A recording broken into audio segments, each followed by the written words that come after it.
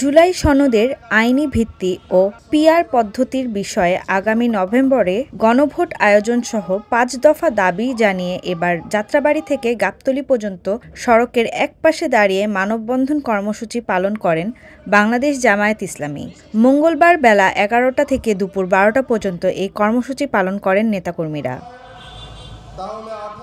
কর্মসূচিকে কেন্দ্র করে মৎস্যভবন মোড়ে জামায়াত একটি সংক্ষিপ্ত সমাবেশ করেন।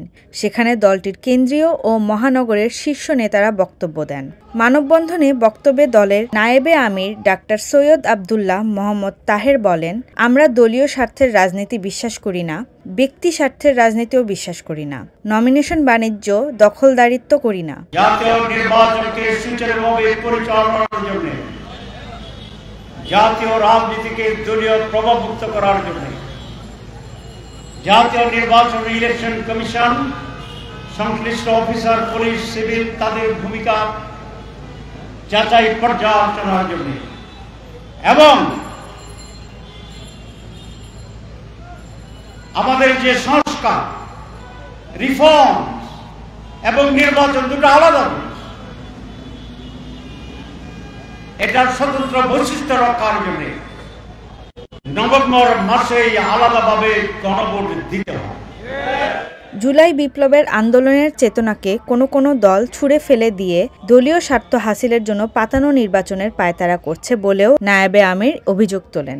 একটি বিশেষ দলের পক্ষে সকল নিয়োগকে নিয়ন্ত্রণ করে নতুন করে যদিও নির্দলীয় সরকার প্রশাসনকে একটি দলের দলীয় সরকারে পরিণত করার চেষ্টা করছে। যে ষড়যন্ত্র চলছে এটাকে বন্ধ করুন।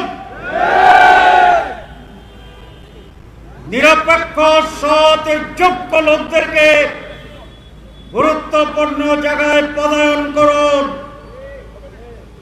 আর যদি না হয় কোন কোন উপদেষ্টার ষড়যন্ত্রে লিপ্ত আমাদের কাছে নাম আছে,